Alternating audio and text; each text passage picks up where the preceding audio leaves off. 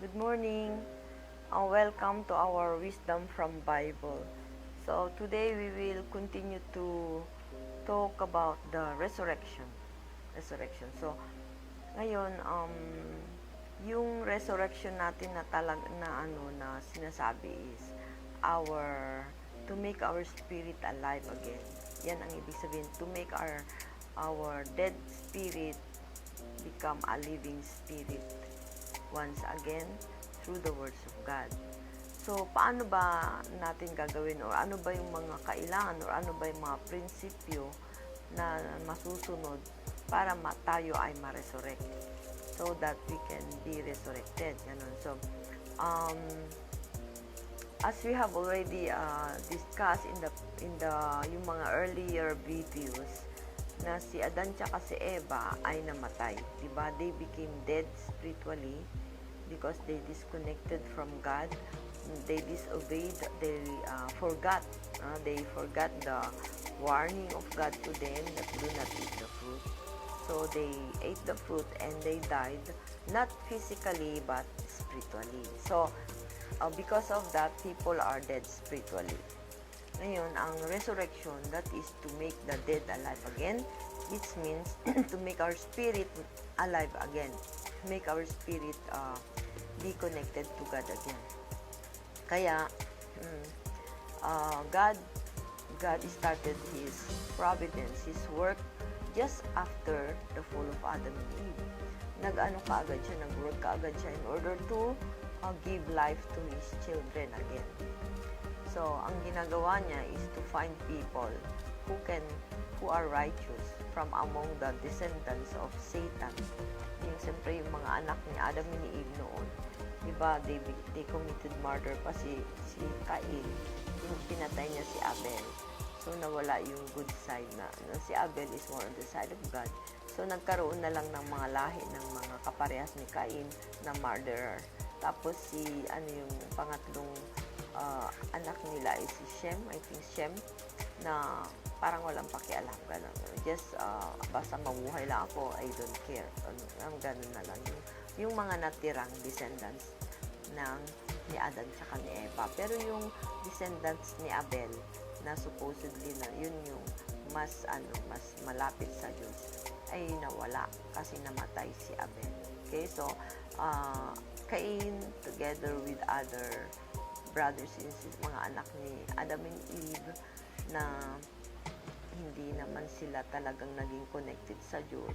They multiplied, and filled the earth with Satan's children, with the lineage of Satan. So, pero ang ginagawa ng Diyos is He's looking. Naghahanap siya kung sino sa yung mga anak ni Satan na yan, yung mga kalahi ni Satan na yan, na pwede niyang magamit para mabuhay niya ulit yung mga anak niya. Kaya finally, after 1,600 years of waiting, of looking around, He found Noah. Si Noah, siya yung kaisa-isang tao na righteous in the eyes of God, sabing ganun. And he found favor in the eyes of God. So, palagi siyang nag-o-offer ganun. He's amazing kasi everyday daw siya nagbibigay ng offering para sa kasalanan. Kung nakasala kami, pamilya ko, so he will always ask forgiveness every day. Yeah. So he is a very righteous person. And God also blessed him. Sabi niya, be fruitful, multiply, and have dominion. Kay Noah din. So parang kay Adan din yung blessing na yon. So God wanted to start anew with the family of Noah. Ngayon, yung mga iba pang mga figures na ginamit ng Diyos in order to raise up men from dead state para mabuhay niya ulit yung mga anak niya ay sila Abraham, sila Isaac, Jacob, tapos sila Joseph, Moses, ganun, diba? So yun yung mga figures, central figure ang tawag natin sa kanila, who were used by God to bring salvation or to raise up men from dead, to resurrect men from dead. So, yung mga central figures na na tinatawag ng Diyos, na pinili ng Diyos to carry out His work. Of course, nila talagang totally natapos yung mga mission, but somehow, because of their loyalty, their zeal to follow the will of God, nakalay sila ng foundation. Naka-open up sila ng maliit na, for example, this is hell and this is heaven. Naka-open sila ng parang maliit na tube na pwedeng daanan ng mga tao papunta doon sa Diyos. So, naka-open up sila ng ganun, ng daanan or ng way for them to be resurrected sa panahon nila. Ngayon, yung mga next generations, for example, if Noah laid some foundation for resurrection, naka-open up siya ng maliit na daanan, si Moses, naka-open siya ng mas malaking daanan for people to be resurrected. Kasi sa panahon ni Moses, God was able to give His word, the Ten Commandments. And from that, God guided Moses to give the laws, mga rules and regulations na dapat nilang masunod. Ganon. So, through those words, mas lalong lumaki ang daanan ng mga tao papunta sa buhay. Okay, so, the way to be resurrected yung way na yon can accommodate more people. Parang lumawak ang mas maraming chances ang mga tao to be resurrected because of the foundation, because of the loyalty, the obedience of the people in the past. Kagaya ni Moses. God loves Moses very much, alam niyo ba? Talagang mahal ng Diyos si Moses. Sumusunod nga yung Diyos kay Moses sa mga suggestions ni Moses. Ganon. So, dahil Moses is a very obedient man to God, talaga. Moses has a very difficult course doon sa paano niya, how God brought out the Israelites from Egypt through Moses is a very incredible story. Napaka ng story na yon, and that happened. Those miracles happened because there was a person who follows God 100% talaga. Talagang kung ano yung sinabi ng Diyos kay Moses, ginagawa niya. Kaya nagamit siya ng Diyos to create those ways para sa mga Israelites to come out from Egypt. Okay, so, and God can also judge yung mga Egyptians, ganyan. Dahil may Moses na sumusunod sa kanya. So, because of them, because of those figures, mga central figures in the past, by their obedience to God, by their loyalty to God, they were able to make the way to resurrect people easier, ganyan, mas malawak, mas malaki yung chances, mas maraming tao yung ma-resurrect because of yung ginawa nilang way with God, of course, together with God, para yung lahat ng mga tao ma-resurrect. So, pag panahon na naman ng other panahon ni John the Baptist, tapos nung dumating na si Jesus Christ, ganun, mas lumawak na naman yung chances, mas tumaas na naman yung level na mas mataas na level at saka mas malawak yung dadaanan for people to be resurrected. Kaya yung makikita natin sa works of God now, sa providence of God, that the resurrection is being done by God. Ang Diyos mismo ang bumubuhay sa atin. Paunti-unti, for thousands of years, He has been working hard para buhayin niya ulit yung spirit natin na namatay because of the fall. So yung kaya ngayon makikita natin na ang resurrection is a process of restoration. Resurrection is a process of restoring man back to his original state of being alive together with God. Dito napunta tayo kay Satanas. So, God is doing everything, lahat ng maliliit na bagay, para makabalik tayo sa Kanya. So, He is restoring us back to life. So, the providence of resurrection is also the providence of restoration. Ang restoration means to recreate man. Kasi para tayong talagang namatay tayo. Nawalaan ng anak ang Diyos. Pero, ang ginagawa ng Diyos is binubuhay niya unti-unti yung patay para mabuhay at maging kasama niya ulit as His children. Yun yung ginagawa ng Diyos. Recreating a dead person back to life. So yung providence of resurrection is also a providence of restoration. Also, we can also say that it is a providence of recreation. Ginagawa ulit ng Diyos ang tao. Not from the clay, but out of a dead person. Yung parang binubuhay niya yung bato na patay. Parang ganyan kahirap. Ang recreation. Restoration. So yung resurrection, people who are born in the recent age can benefit from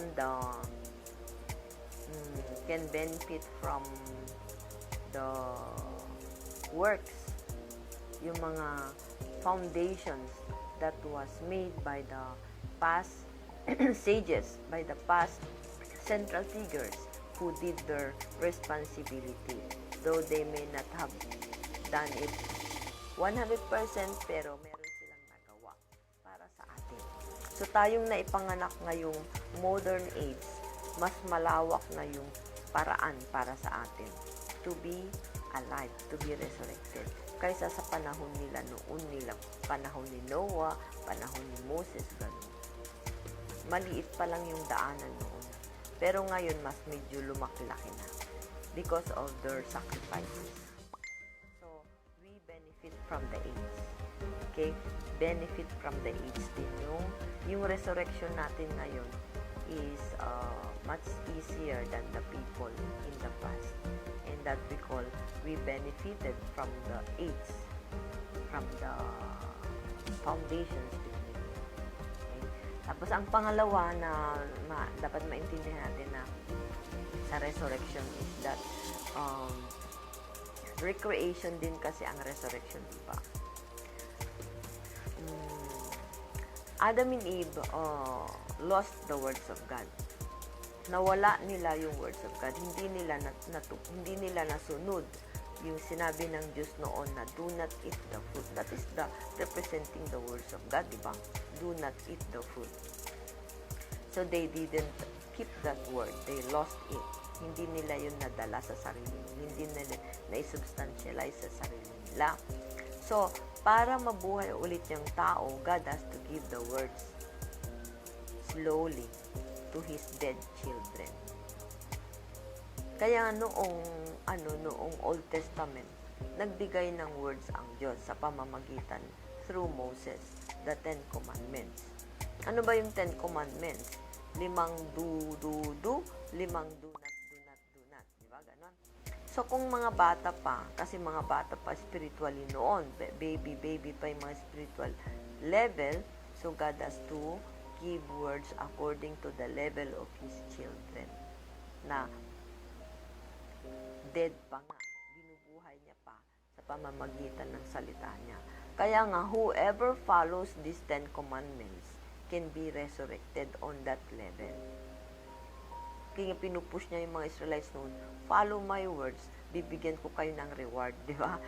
Yung mga bata, o kung sundin mo to, bigyan kita ng candy. Di ba? Pag hindi mo sundin, followin kita. Di ba ganon? So, ganon din yung God noon, Old Testament.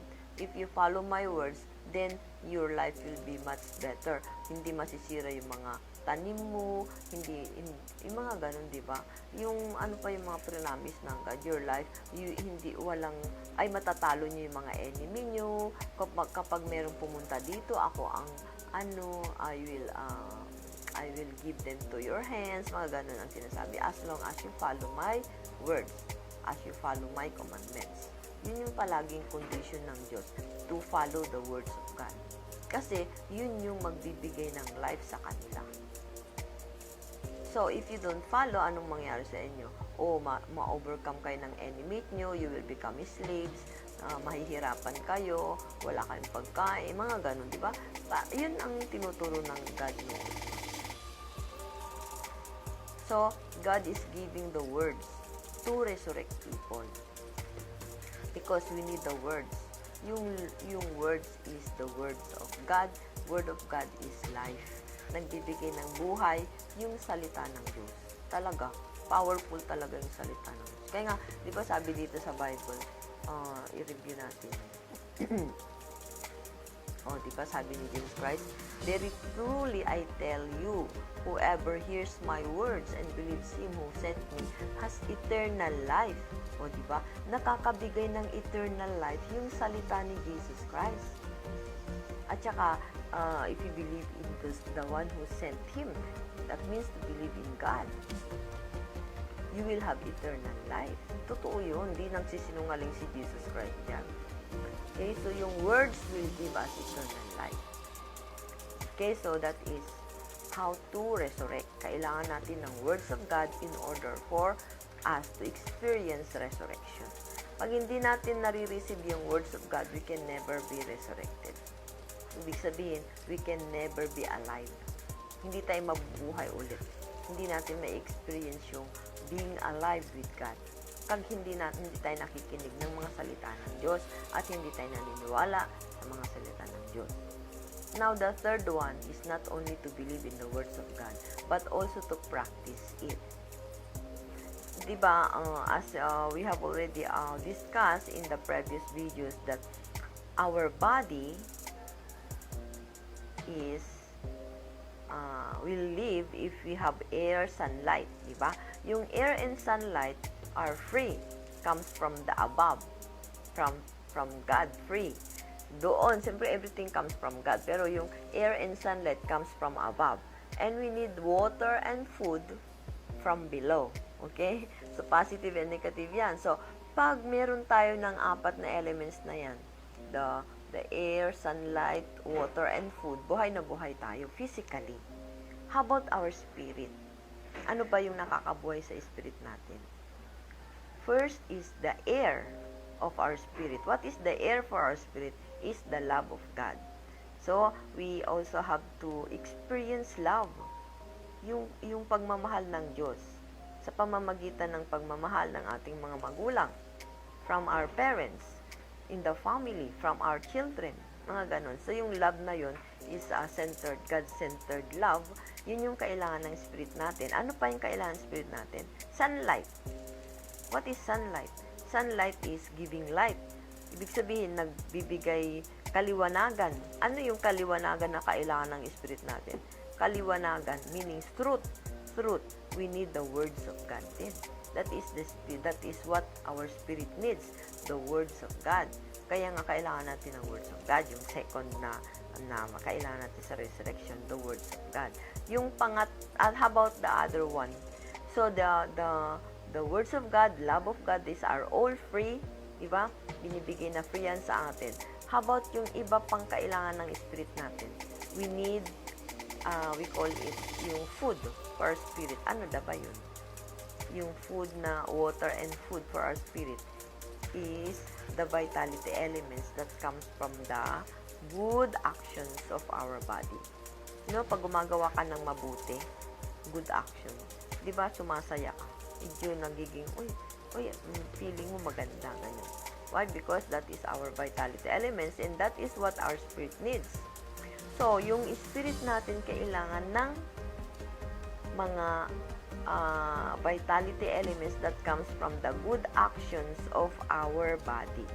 So, ang ibig sabihin yan, our spirit can grow as long as it's receiving elements, vitality elements from our body na gumagawa ng mabuti. So, kung yung katawan natin ay gumagawa ng kabutihan, isip mo gumagawa ng kabutihan, yung mata mo tumitingin sa kabutihan, yung ears mo nakikinig sa kabutihan, yung bunganga, bibig natin nagsasalita ng kabutihan, we smell good, we touch good, we see everything is, we are using every physical senses for goodness. So, yun yung nagbibigay ng water, food and water for our spirit.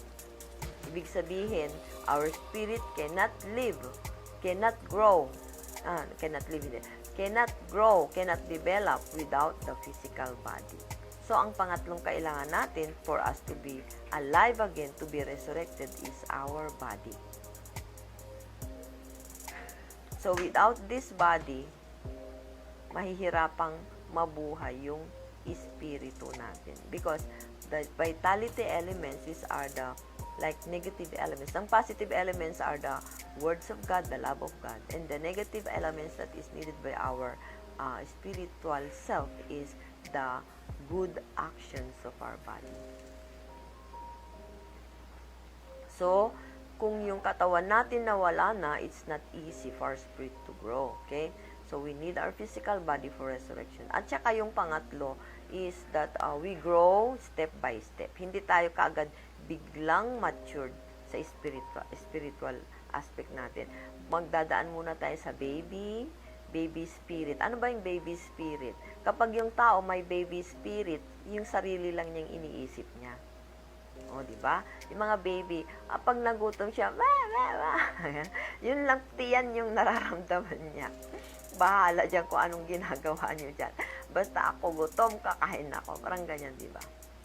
So, yung sarili lang niya, self-centered pa yung mga babies. Hindi niya nakikita yung pangangailangan ng iba. Yung pangangailangan ko lang alam ko. Yan yung spiritual na baby pa. Ngayon, pag naging teenager na siya, yung spirit mo, anong nangyari? So, mag-grow na yung spirit niya. Uy, marunong na siyang mag-serve sa iba. Oh, i-share ko sa'yo to, ha? Ay, ang sarap nito. Oh, gusto mo kumain din, tikman mo. Oh, sige, ibibigay ko to sa'yo. Pero bigyan mo din ako. Parang ganyan, mutual. Bigyan kita, bigyan mo din ako. Yan yung mga baby, ay yung mga teenager, mga young adults spirit. Pero kapag ang espiritu natin ay totally matured, parang kapares na tayo ni Jesus Christ, who is willing to give everything for the sake of other people, para para gumanda yung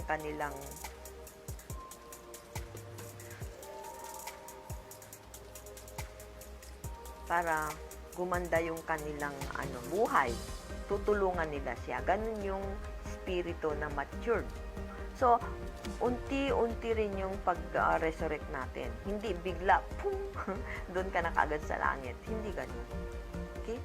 Oh, it's a slow process of growth spiritually. Unti-unti tayong mabubuhay to the point na we'll become totally one with God and understand the will of God just like Jesus. Kaparehas ng pagkakaintindi ni Jesus, kaparehas ng love ni Jesus, yung mga ganun. So, yun yung resurrection natin. Paunti-unti tayong nare-resurrect. Slowly. Step by step. Okay? Stages. First stage, second stage, third stage. So, ganun yung mga principles na paano tayo mare-resurrect. So, hanggang dyan lang muna. Okay, so have a nice day. Bye-bye.